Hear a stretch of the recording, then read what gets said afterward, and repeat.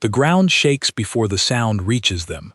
Guardsman Henry Barlow feels it first in his boots, a deep tremor rolling across the wet Belgian field, and only a heartbeat later does the boom of distant cannon fire roll over the ridge. It is the 18th of June, in the year 1815, and Henry has not yet turned 23. He grips his musket so tightly his knuckles turn pale, and beside him, Corporal William Carter mutters something under his breath that might be a prayer, or might just be a curse at the mud soaking through his boots. Neither man knows yet that before this day ends, their regiment will earn a name that will be spoken with pride for the next 200 years and beyond.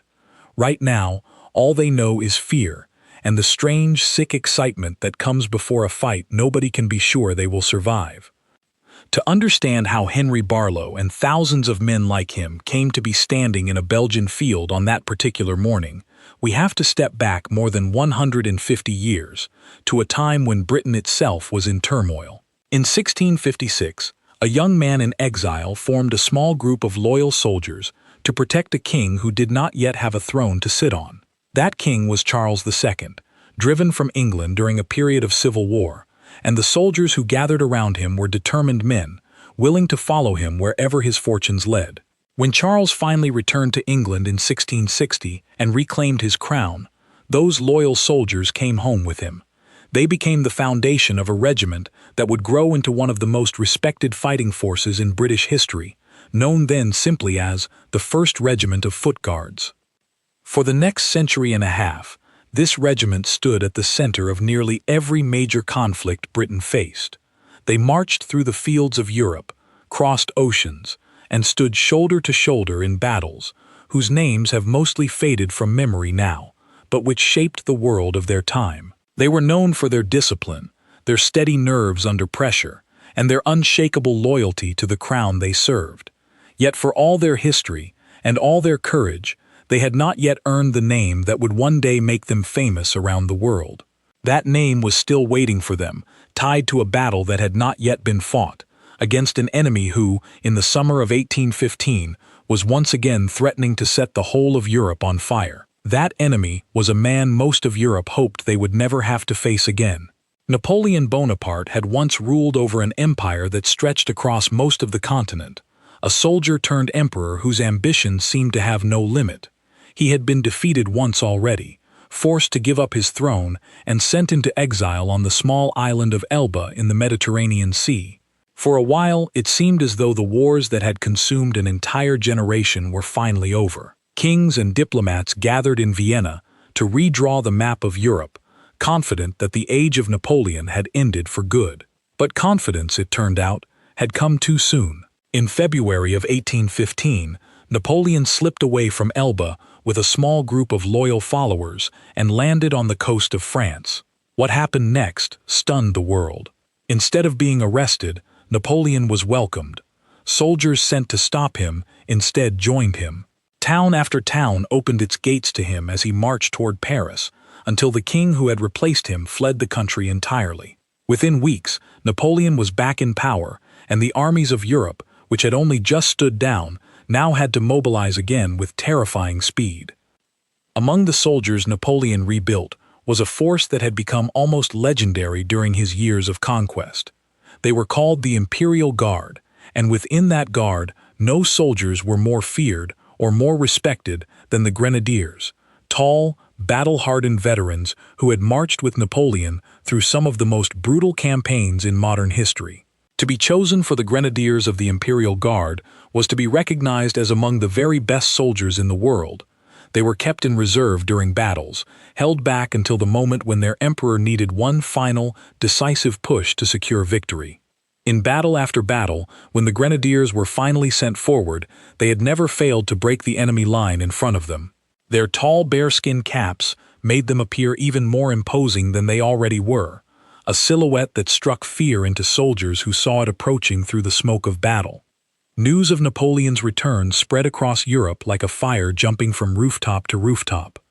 In London, the government moved quickly, and soldiers across Britain and its allied nations received urgent orders to prepare for war. Among those called into readiness was the 1st Regiment of Foot Guards, along with countless other units from across Britain. the Netherlands, Belgium, and various German states. They would need to move fast, and they would need to trust the man chosen to lead them, a general who had already spent years fighting Napoleon's armies in Spain and Portugal, and who had never once lost a major battle. His name was Arthur Wellesley, better known by his title, the Duke of Wellington. Wellington was a careful, methodical commander, known for studying the ground before a battle as closely as he studied the enemy in front of him. He understood that Napoleon liked to attack quickly, using speed and surprise to overwhelm his opponents before they could properly organize their defense. Wellington's plan was different. He intended to choose his ground carefully, hold his position with patience and discipline, and wait for the right moment to strike back. It was a strategy that demanded steady nerves from every soldier under his command, because holding a position under artillery fire and repeated attacks takes a very different kind of courage than charging forward in the heat of the moment. For young men like Henry Barlow, all of this politics and strategy meant only one thing. They were going to war, and soon. Henry had joined the regiment 3 years earlier, following his older brother into service, partly out of family pride, and partly because there had been little work back home in the small town where he grew up. He had marched in ceremonies, trained for hours in formation drills, and polished more brass buttons than he cared to remember, but he had never yet stood in a true battle. Neither had many of the younger men around him. The older soldiers, the ones who had fought in Spain years before, tried not to frighten the newer recruits with too many details, but their quiet, serious expressions said more than words ever could. Word came in early June that the regiment would march toward Belgium to join the growing coalition army gathering there under Wellington's command. The journey itself tested the men before a single fight had even begun. Roads were muddy from recent rain, supplies were stretched thin, and rumors constantly swept through the ranks, some true, most exaggerated, about how large Napoleon's returning army had grown and how quickly he was moving to meet them. Henry remembers writing a short letter to his mother before they crossed into Belgium, telling her not to worry, that the regiment was strong and well led, even though privately he felt a knot of fear tightening in his stomach with every mile they marched. By the middle of June, both armies were closing in on each other faster than anyone had expected. Napoleon, true to his reputation, moved with startling speed, hoping to strike the coalition forces before they could fully unite. On the 16th of June, French forces clashed with Prussian and British-led troops in 2 separate engagements. Brutal fights that cost both sides heavily but failed to give Napoleon the decisive breakthrough he needed. Wellington, watching the reports come in, made the difficult decision to pull his forces back to a ridge near a village called Waterloo, a position he had actually studied and noted as favorable ground more than a year earlier, long before anyone imagined he would need it. It was there, on the ridge above Waterloo, that Henry Barlow and the rest of the 1st Foot Guards took up their position on the evening of the 17th of June, rain pouring down around them in sheets so heavy that many soldiers could barely see the men standing next to them. They found themselves posted near a walled farmhouse and orchard called Hougoumont, a solid stone structure surrounded by gardens and trees that Wellington recognized immediately as a position of real importance. Whoever held Hougoumont could threaten the flank of any army trying to advance along that part of the field. Wellington ordered it fortified and defended at all costs, and the men assigned to hold it understood, even without being told directly, that they were about to become a crucial piece in a battle that would decide far more than their own individual fates. That night, sleep came in short, broken pieces for most of the men. The rain never fully stopped, turning the ground beneath them into thick mud that clung to boots and blankets alike. Campfires struggled to stay lit, and the men huddled close together for warmth, some managing to doze for an hour or two, others staring up at the dark, cloudy sky, unable to quiet their racing thoughts. Henry lay beside William Carter that night, both of them wrapped in damp blankets, listening to distant thunder that could just as easily have been artillery fire from somewhere else along the front. Neither of them said much. There was little left to say. Tomorrow would bring what it would bring, and no amount of talking could change what was coming. As dawn approached on the 18th of June, A heavy mist clung to the fields, slowly burning away as the sun rose higher. Soldiers on both sides began stirring, checking their weapons, sharing quiet words with the men beside them, and trying to steady nerves that had been stretched thin by a sleepless, rain-soaked night. Across the valley, the French army was also waking, vast in number, confident in their emperor, and eager to finally bring this campaign to the decisive victory they believed was their destiny. Napoleon himself reportedly delayed the start of the battle that morning, waiting for the muddy ground to dry slightly so his artillery and cavalry could move more effectively. It was a decision that would matter more than he could have possibly known at the time, giving precious hours for reinforcements to continue arriving on Wellington's side of the field.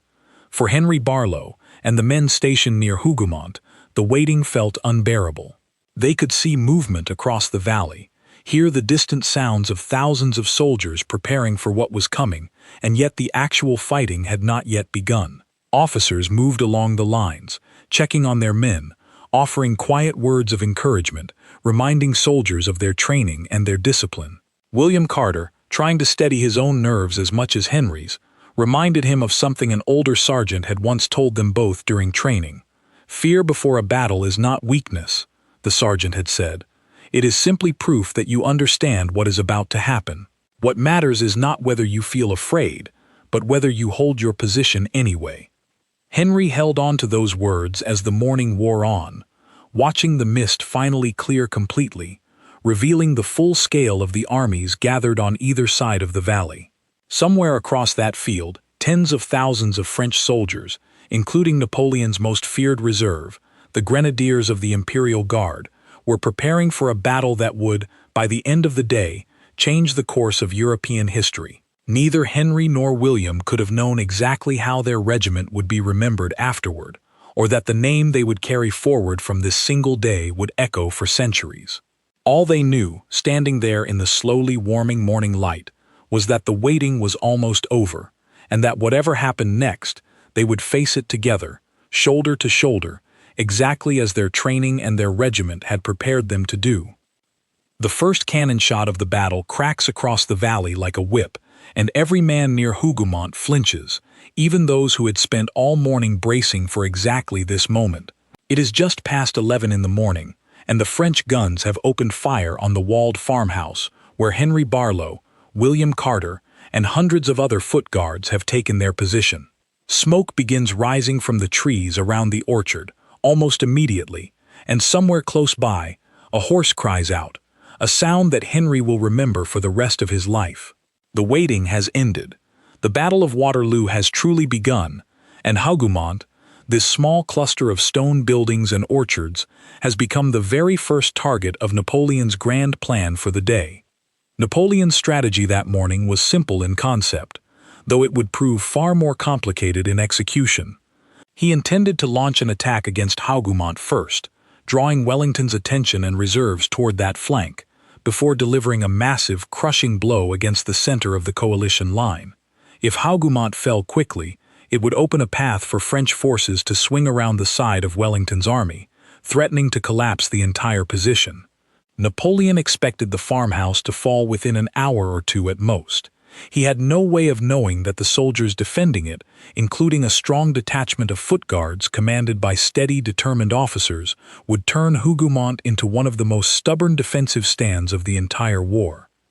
Inside the walled compound, Guardsman Edward Marsh found himself pressed against a gap in the stone wall, his musket resting on the ledge in front of him, watching through drifting smoke as French infantry advanced across the open ground toward the orchard. Edward had grown up not far from where Henry Barlow had been raised, though the two had never met before joining the regiment. Now they found themselves separated by only a few hundred feet of trees and stone walls, each fighting to hold ground that neither of them had ever seen before this week. Edward's hands trembled slightly as he loaded his musket, not from fear alone, but from the strange mixture of urgency and focus that comes when survival depends entirely on steady, practiced movements. The French infantry advancing on Hougoumont were not inexperienced soldiers. Many of them had fought across Europe for years, hardened by campaigns that had taken them from Spain to Russia and back again. They came forward in dense columns, drums beating a steady rhythm,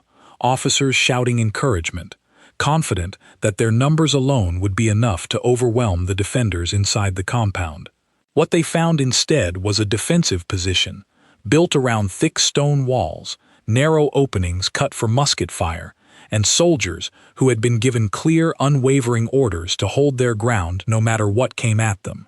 The fighting around Hougoumont quickly became fierce and confused, breaking apart into countless smaller struggles across the orchard, the garden, and the buildings themselves. French soldiers pushed through the trees, only to be met with concentrated musket fire from guardsmen sheltered behind walls and hedges. Smoke thickened with every passing minute, making it difficult to see more than a few feet in any direction, turning the battle into a chaotic series of close encounters where discipline and nerve mattered more than any grand strategy. Edward Marsh found himself reloading again and again, his shoulder aching from the recoil of his musket, sweat mixing with soot on his face, while all around him officers moved through the smoke shouting orders, trying to hold the defensive line together against wave after wave of advancing French troops.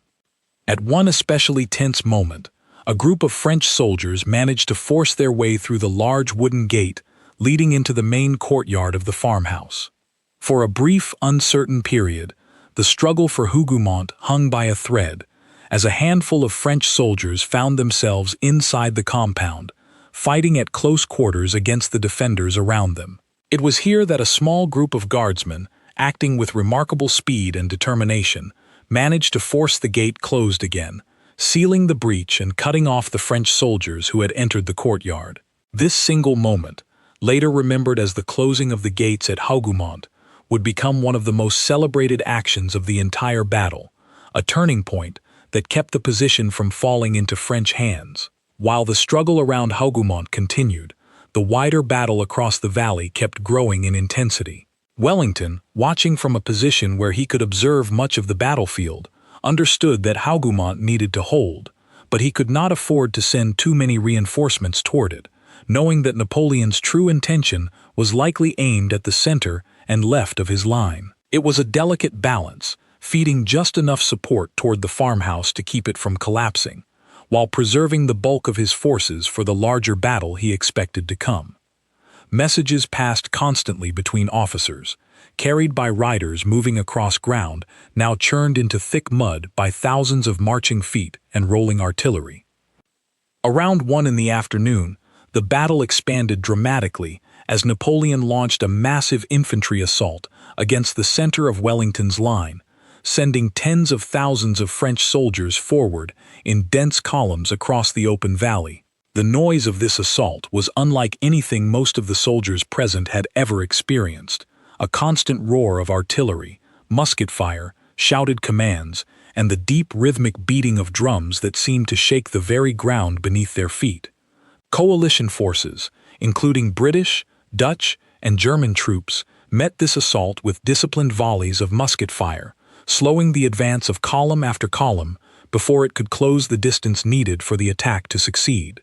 The struggle swept back and forth across the battlefield for hours, neither side able to gain a truly decisive advantage. French cavalry launched repeated, thunderous charges against coalition infantry squares, formations of soldiers arranged in tight defensive blocks designed specifically to withstand attacks from mounted troops. Wave after wave of French horsemen surged against these squares, only to be turned back by disciplined volleys of musket fire delivered at close range. The soldiers standing in these squares needed nerves of absolute steel, watching thousands of charging horses bearing down on them and trusting completely that their formation would hold, that the man beside them would not break and run, that their training would be enough to see them through what seemed in the moment like an unstoppable wave bearing down on them. Back at Hougoumont, the struggle had settled into a grinding, exhausting rhythm that would continue for most of the day. French commanders, frustrated by their inability to capture the farmhouse, poured more and more soldiers into the assault, eventually committing far greater numbers than Napoleon had ever originally intended for this part of the battlefield. This, without anyone fully realizing it at the time, worked in Wellington's favor, drawing French resources and attention away from other parts of the field where the coalition line remained vulnerable. Every hour that Hougoumont held was an hour that French forces could not use elsewhere, and every soldier tied down attacking its walls was a soldier not available for the decisive push Napoleon still hoped to deliver later in the day.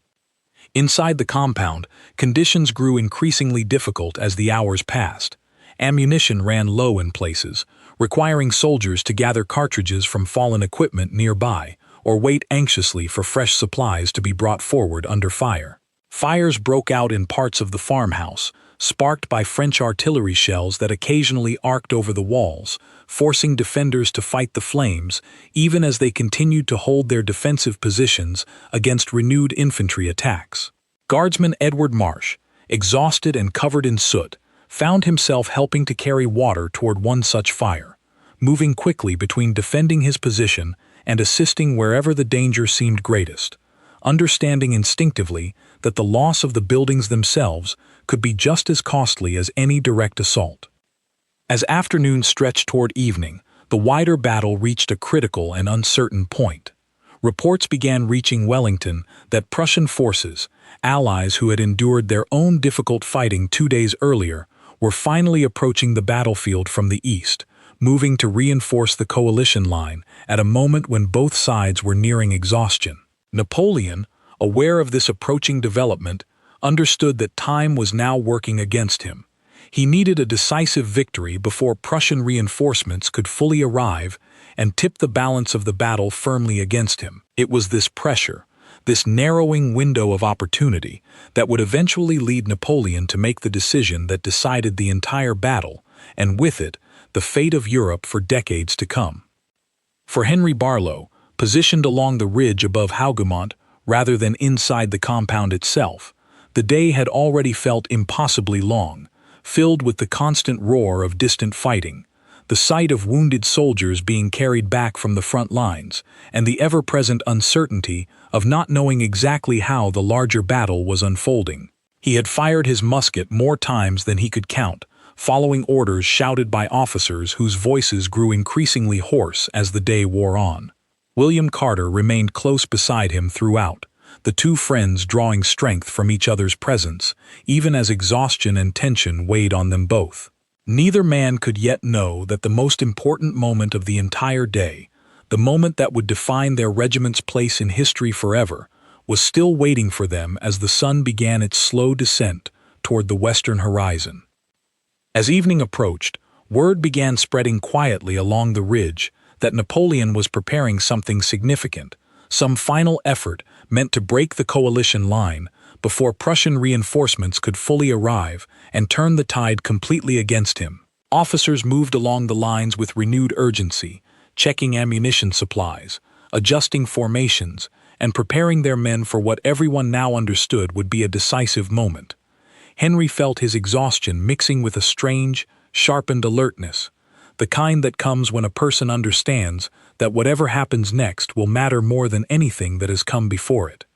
Somewhere across the smoke-filled valley, Napoleon was gathering his most trusted, most feared soldiers for one final push, the Grenadiers of his Imperial Guard, men who had never yet failed to break an enemy line when sent forward in battle. What none of them yet knew was that this evening, against these particular soldiers, standing exhausted but unbroken along this particular ridge, that unbroken record was finally about to come to an end.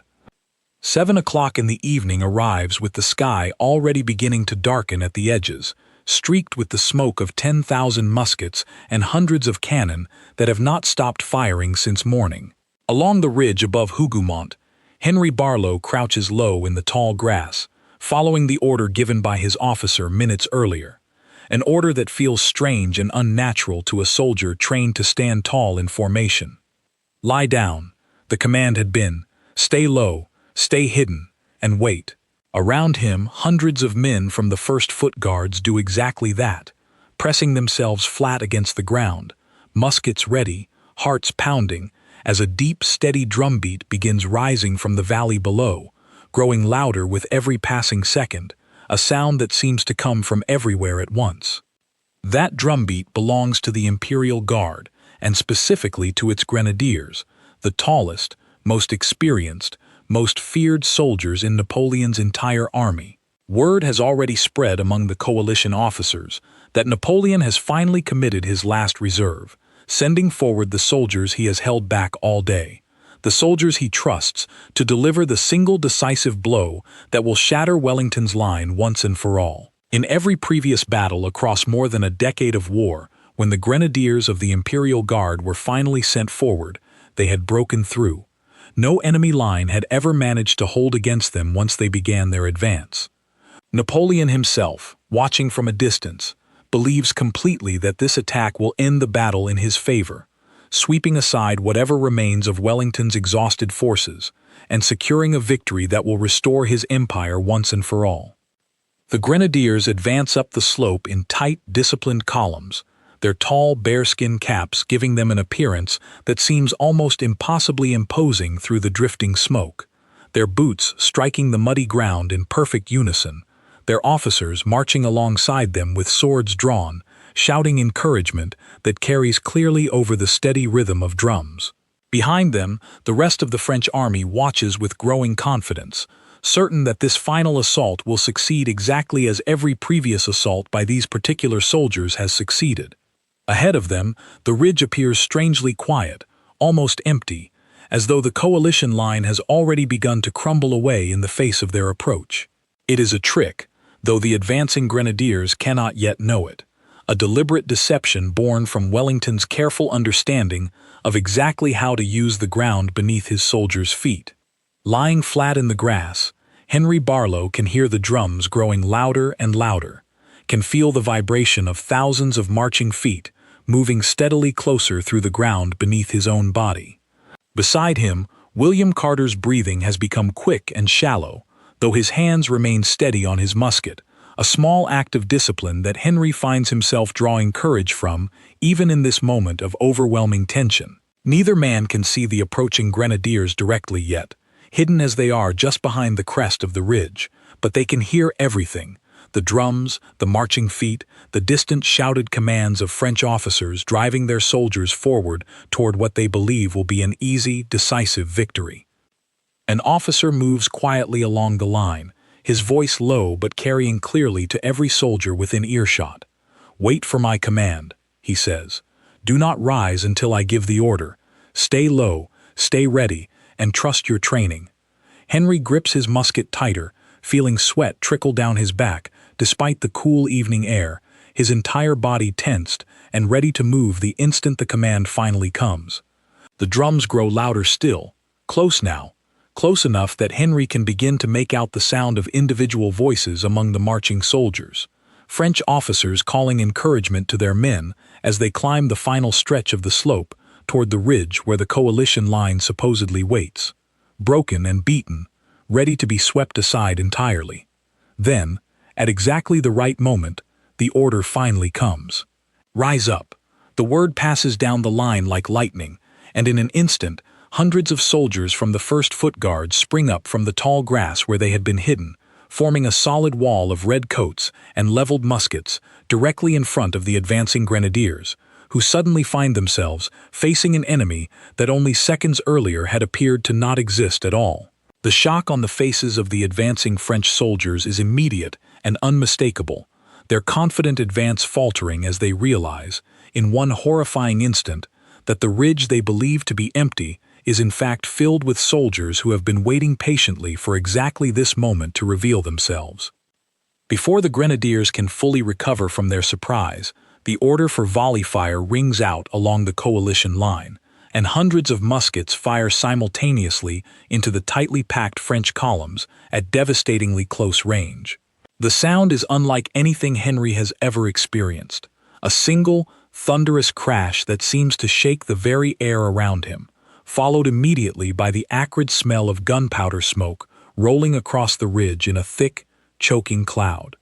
The effect on the advancing Grenadiers is immediate and staggering. Men at the front of the column fall in an instant, their advance shattered by the sheer concentrated force of the volley delivered against them at such close range, a range that leaves almost no room for the musket fire to miss its intended target.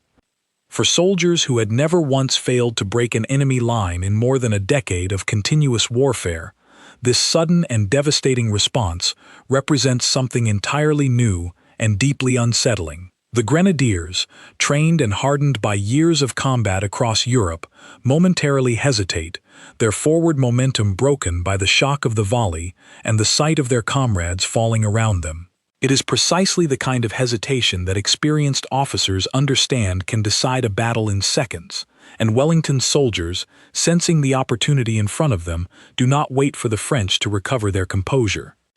The order comes quickly for a bayonet charge, and Henry Barlow finds himself moving forward with the rest of his regiment, muskets now fixed with bayonets, advancing directly into the smoke and confusion where moments earlier the Grenadiers had appeared so confident and unstoppable. The charge itself passes in a blur for Henry, adrenaline overriding conscious thought as he moves forward alongside William Carter and the rest of his company, shouting alongside hundreds of other voices, the combined sound creating a wall of noise that adds to the shock already rippling through the French ranks. The Grenadiers, caught between the devastating volley they have just absorbed and the sudden aggressive charge now bearing down on them, begin to lose their formation entirely, their disciplined columns breaking apart as soldiers find themselves unable to maintain the tight ranks that had carried them so successfully through countless previous battles.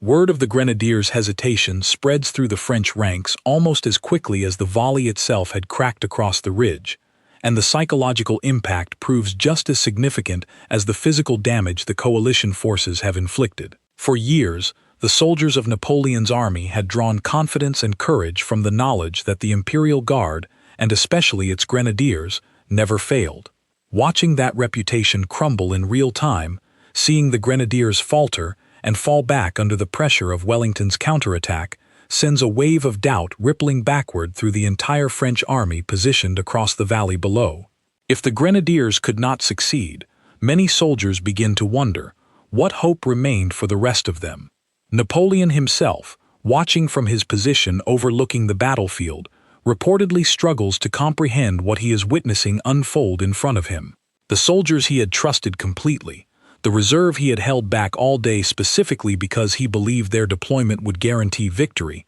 are instead falling back in confusion and disorder, unable to withstand the disciplined response that Wellington's forces have delivered against them. Officers around Napoleon attempt to rally the retreating Grenadiers, to reform their broken lines and push forward once again, but the momentum of the attack has been shattered beyond quick repair, and confusion continues spreading rapidly through the surrounding French units, who had been watching the assault with such confidence only minutes earlier. Sensing that the tide of the entire battle has shifted decisively in this single moment, Wellington seizes the opportunity without hesitation. Riding along his lines, he gives the order for a general advance, calling on his entire army, exhausted as they are after a full day of brutal fighting, to push forward against the wavering French forces before them. All along the ridge, coalition soldiers who had spent hours defending their positions under relentless attack now find themselves moving forward instead, advancing down the slope that French forces had climbed so confidently only minutes before, driving the retreating and increasingly disorganized French army before them. Panic, once it begins spreading through an army as large as Napoleon's, proves almost impossible to contain. Soldiers who moments earlier had believed themselves on the verge of a historic and decisive victory now find themselves caught in a rapidly collapsing retreat, made even more chaotic by the arrival of Prussian forces finally reaching the battlefield from the east, adding fresh pressure against an already faltering French position. What had been for most of the day a closely fought and uncertain battle transforms within a remarkably short span of time into a complete collapse of French organization and discipline, as units that had fought bravely for hours now find themselves swept up in a retreat that quickly becomes impossible for their officers to control or reverse. For Henry Barlow, moving forward down the slope alongside William Carter and the rest of his regiment, the transformation of the battlefield feels almost impossible to fully grasp in the moment. Only minutes earlier, he had been lying flat in tall grass, terrified and uncertain, listening to the approaching drums of soldiers who had never once failed to break an enemy line. Now those same soldiers were falling back in disorder, and the entire French army around them seemed to be dissolving into chaos and retreat. The exhaustion that had weighed on him all day remained, his arms aching from hours of loading and firing his musket, his legs unsteady beneath him, but underneath that exhaustion ran a current of something else entirely, a growing, almost disbelieving realization that the battle, against all odds and after so many hours of brutal, uncertain fighting, had actually been won.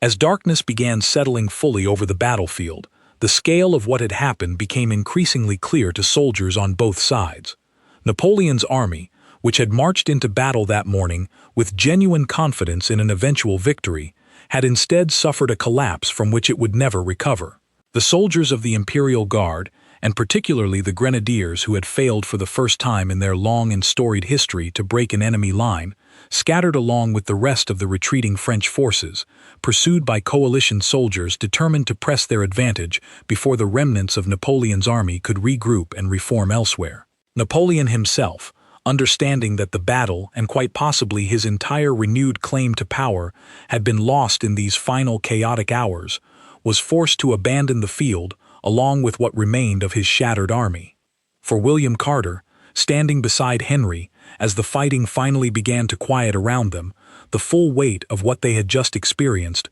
was only beginning to settle in. Neither man fully understood yet just how significant their actions in those crucial final minutes would prove to be, how the moment when their regiment rose from the tall grass and delivered that single, decisive volley against Napoleon's most feared soldiers would come to be remembered for centuries afterward. In the immediate aftermath, exhausted beyond measure and still processing everything that had unfolded around them, they simply understood one clear and overwhelming fact. Against every expectation, against an enemy that had never before failed in more than a decade of continuous warfare, they had held their ground, and in doing so, had played a central role in bringing an end to one of the most significant conflicts in European history. The battlefield itself, as night finally settled completely over the valley, presented a scene of exhausted stillness following hours of overwhelming chaos and noise. Smoke continued drifting slowly across the ground, illuminated faintly by the last remaining light of a long summer evening, while soldiers on both sides began the difficult process of accounting for the day's events, tending to the wounded, and beginning to understand just how significant this particular battle would prove to be in the wider story of European history. For the First Foot Guards, and specifically for the soldiers who had held their position against Napoleon's Grenadiers in those final decisive minutes, the sense that something truly extraordinary had just occurred continued growing steadily throughout the night, even as exhaustion finally began overtaking the adrenaline that had carried them through the battle's climactic final hour. Word of what had happened at that critical moment on the ridge began spreading quickly among officers and commanders across the coalition army, carried along by soldiers who had witnessed the Grenadiers' unprecedented failure firsthand, and by officers eager to understand exactly how such a pivotal moment had unfolded. Wellington himself, reviewing reports from across the battlefield in the hours following the fighting, recognized immediately the significance of what the First Foot Guards had accomplished in those final crucial minutes of the battle. For the first time in the entire Napoleonic era, Napoleon's own Imperial Guard, and specifically his most trusted Grenadiers, had been met, held, and ultimately broken by a disciplined stand from ordinary soldiers who refused to yield their position no matter how fearsome the reputation of the enemy advancing toward them. It was a moment that would echo far beyond the smoke and confusion of that single Belgian battlefield, shaping not only the immediate outcome of the war, but the identity and legacy of an entire regiment for generations to come. 3 days after the battle, Henry Barlow sits on an overturned crate near a makeshift camp outside Brussels, trying to write a letter home with hands that still will not stop trembling slightly whenever he pauses too long between sentences. Around him, the regiment is slowly beginning to reorganize, counting losses, tending to the wounded, and attempting to process everything that has happened in the span of a single, overwhelming day. William Carter sits nearby, sharpening a blade with slow, careful strokes, more from a need to keep his hands occupied than any real necessity. Neither man has fully grasped yet just how significant their actions on that ridge will prove to be, nor how quickly word of what happened there is already spreading through military and political circles far beyond the battlefield itself.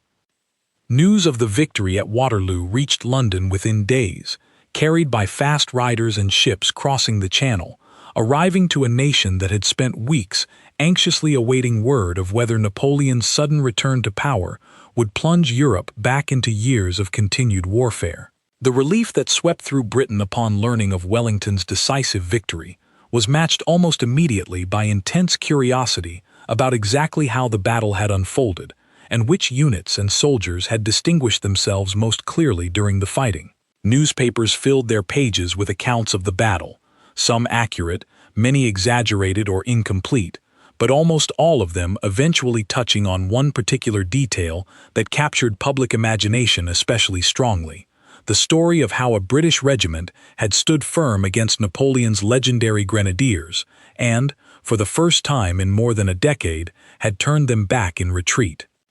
Wellington's own official report on the battle, sent to the government in London in the days immediately following the fighting, made specific mention of the crucial role played by the 1st Foot Guards in those final decisive minutes, singling out their steady discipline under pressure and the effectiveness of their response to Napoleon's last committed assault. This recognition from Wellington himself carried enormous weight, both among the public and within military and royal circles, establishing almost immediately that the regiment's actions represented something worth remembering and honoring in a lasting, formal way, rather than simply another footnote among the countless individual acts of courage that had occurred across the long and brutal day of fighting.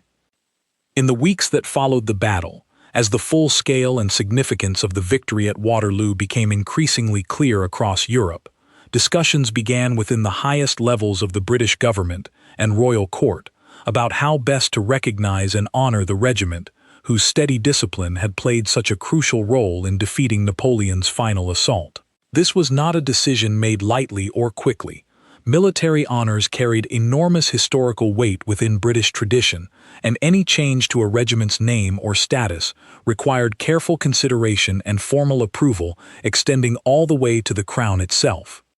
The regiment that would eventually become known as the Grenadier Guards had, up until this point in its long history, always been simply the 1st Regiment of Foot Guards, a name that, while respected and distinguished, carried none of the specific historical resonance that was about to be attached to it. The proposal that gradually emerged from these discussions was both simple and deeply symbolic, because the regiment had achieved what no other force in Europe had managed to accomplish during more than a decade of continuous warfare, defeating Napoleon's own Grenadiers of the Imperial Guard in direct confrontation. It would be granted the honor of adopting that very same title for itself. The regiment would be renamed, transforming from the 1st Regiment of Foot Guards into the 1st, or Grenadier, Regiment of Foot Guards, a name that would forever tie the unit's identity directly to that single, decisive moment on the ridge above Hougoumont.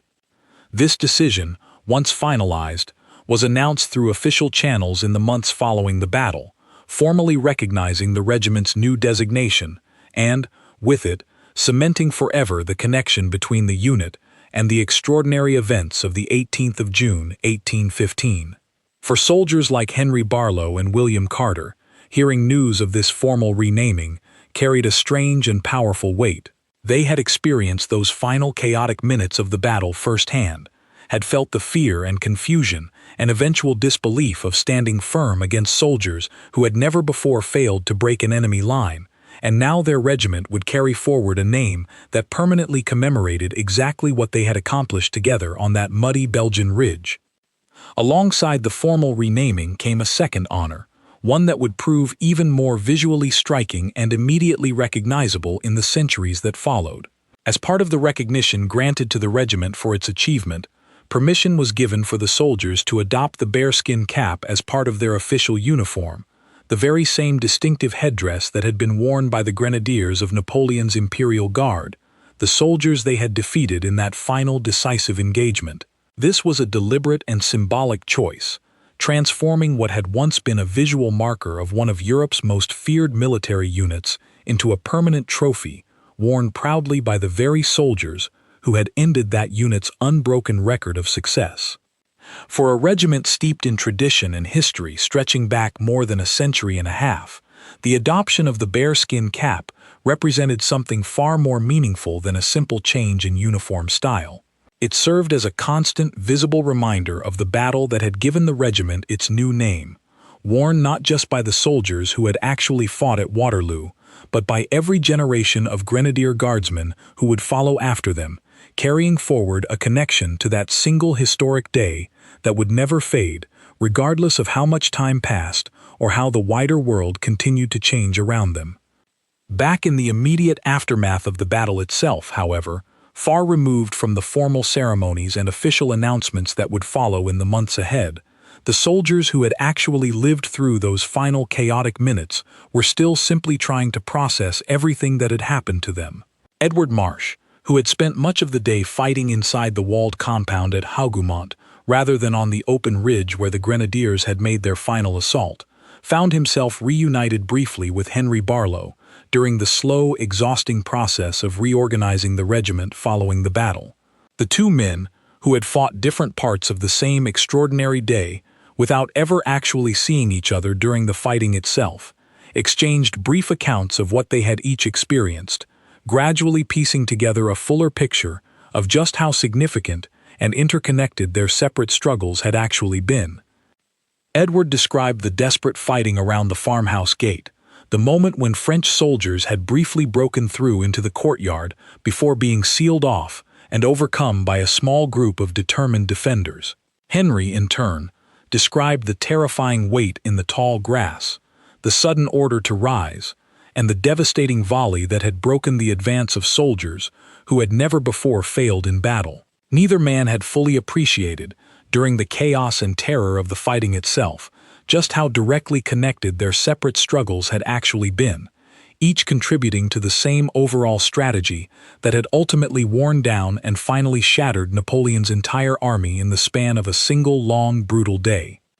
As weeks turned into months following the battle, the regiment gradually settled into its new identity, adjusting to both its new name and its new, distinctive headwear, even as many of the soldiers who had actually fought at Waterloo continued carrying the physical and emotional weight of what they had experienced. For some, the memories of that day would remain sharp and vivid for the rest of their lives, surfacing unexpectedly in quiet moments long after they had returned home and resumed whatever ordinary lives awaited them beyond military service. For others, the passage of time gradually softened the intensity of those memories, even as the regiment itself began building an entirely new tradition around the events of that single decisive day, one that would be passed down formally to every new generation of soldiers who joined its ranks in the decades and centuries that followed.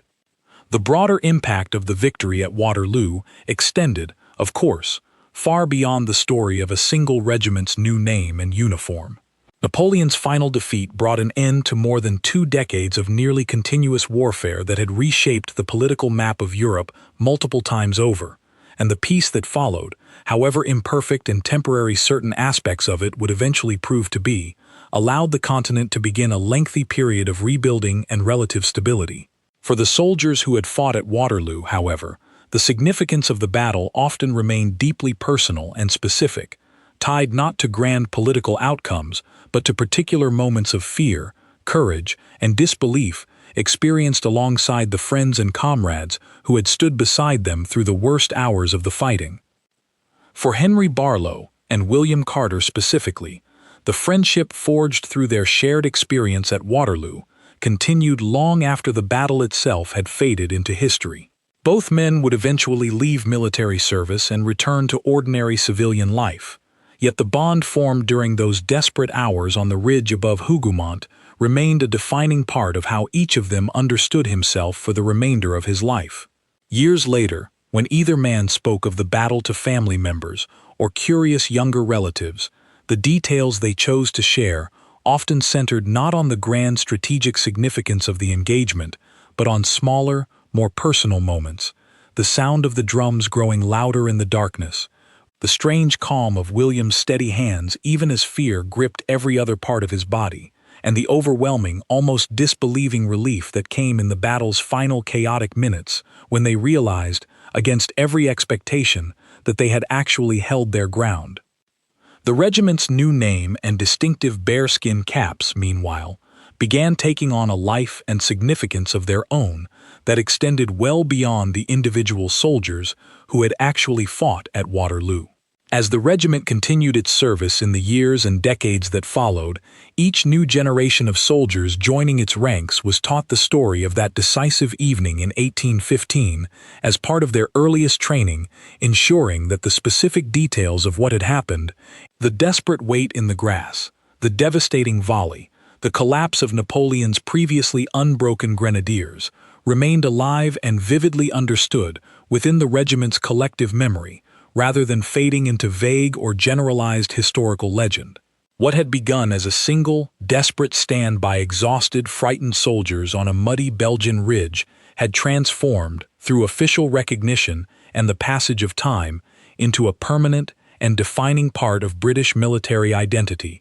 one that would continue shaping the regiment's traditions and sense of purpose for the next 2 centuries and well beyond.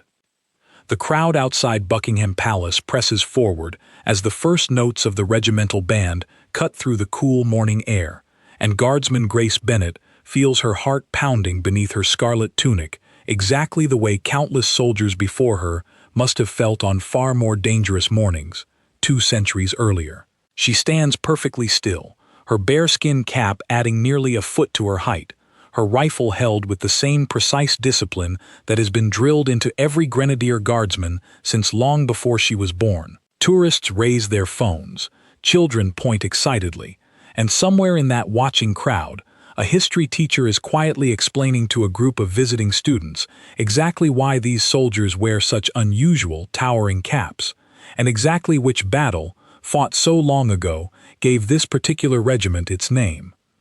Grace joined the Grenadier Guards 3 years earlier, drawn partly by family tradition, since her grandfather had served in the British Army decades before, and partly by a fascination with history that had stayed with her since childhood. During her earliest weeks of training, long before she ever expected to stand guard outside a royal palace, she remembers sitting in a classroom with dozens of other new recruits, listening to an instructor describe, in vivid and careful detail, exactly what had happened on the evening of the 18th of June, 1815. The instructor spoke of exhausted soldiers lying flat in tall grass, of drums growing steadily louder in the smoke-filled evening air, and of the devastating volley that had, for the first time in more than a decade of continuous warfare, broken the advance of Napoleon's previously unstoppable grenadiers. For Grace, hearing this story for the first time had been a genuinely powerful experience, transforming what she had previously understood only as a slightly strange ceremonial uniform into something with real emotional and historical weight. She began to understand that the bearskin cap she now wore every day during ceremonial duties was not simply a decorative tradition passed down without meaning, but an actual physical trophy, taken symbolically from an enemy force that had been defeated in one of the most significant battles in European history. Every time she puts on that cap now, standing guard outside the palace or marching in formation during a ceremonial ritual, she feels a small but genuine connection to soldiers like Henry Barlow and William Carter, men who lived and fought more than 200 years before she was born, yet whose actions on a single decisive evening continue shaping her own daily experience as a serving Grenadier Guardsman. The regiment that Grace serves in today has of course changed enormously since those desperate hours above Hougoumont in 1815. Modern training methods, updated equipment, and an entirely different approach to warfare separate today's soldiers from their historical predecessors in almost every practical way imaginable. Yet certain core elements have remained remarkably consistent across the intervening 2 centuries, particularly the emphasis on discipline, steady nerves under pressure, and an unwavering commitment to holding one's position no matter how difficult or frightening the circumstances become. These qualities, first proven so dramatically on that Belgian ridge, continue forming the foundation of what it means to serve as a Grenadier Guardsman today, passed down deliberately through training and tradition from one generation of soldiers to the next. Beyond the ceremonial duties that most visitors to London associate with the Grenadier Guards, watching soldiers in scarlet tunics and towering bearskin caps march with precise, practiced steps outside royal residences, the regiment continues serving as an active and genuinely important part of the modern British Army, undertaking operational deployments around the world alongside its ceremonial responsibilities at home. For soldiers like Grace, balancing these two very different aspects of regimental life, the highly visible, tradition-steeped ceremonial role and the more demanding, less publicly visible operational duties, means constantly carrying forward the weight and meaning of the regiment's history, even while training and preparing for entirely modern challenges that Henry Barlow and William Carter could never have imagined during their own time in service. Each year, on or around the anniversary of the battle, the regiment takes time to formally remember and honor the events of the 18th of June, 1815, ensuring that even as decades continue passing and the world continues changing in ways that would be unrecognizable to those original soldiers, the specific story of what happened on that ridge remains alive and clearly understood within the regiment's collective memory. Grace has participated in several of these commemorations during her time in service, standing alongside fellow soldiers as officers and historians describe, in careful and specific detail, exactly what unfolded during those final chaotic minutes when Napoleon's Grenadiers made their last desperate assault and were, for the first time in their long and previously unbroken history, turned back in retreat. What strikes Grace most powerfully during these annual commemorations is not simply the historical facts themselves, impressive and significant as they certainly are, but the way those facts continue connecting directly to her own daily experience as a serving soldier. When she stands motionless during ceremonial guard duty, enduring hours of stillness regardless of weather or discomfort, she draws a small but genuine sense of connection from knowing that soldiers in her regiment once endured far greater discomfort and far greater danger, lying flat and hidden in wet grass for hours, waiting with steady nerves for a moment that would determine not just their own survival, but the outcome of an entire continent-spanning conflict. The discipline required for her own comparatively modest ceremonial duties suddenly feels connected to something much larger and more meaningful than simple tradition for its own sake. Visitors who travel to London specifically to watch the changing of the guard ceremony outside Buckingham Palace rarely leave with a full understanding of the specific history behind the uniforms and traditions they have just witnessed, often assuming, understandably enough, that the elaborate ceremony and distinctive bearskin caps represent nothing more than decorative pageantry designed purely for tourist appeal. Yet for those who take the time to learn the actual history, as increasing numbers of curious visitors and history enthusiasts have done in recent years through books, documentaries, and detailed museum exhibits dedicated to the Battle of Waterloo, the ceremony takes on an entirely different and far more meaningful character. Every precise movement, every carefully maintained tradition, every distinctive piece of the uniform connects directly back to a single, decisive evening more than 2 centuries earlier, when a group of exhausted, frightened soldiers held their ground against history's most feared military force,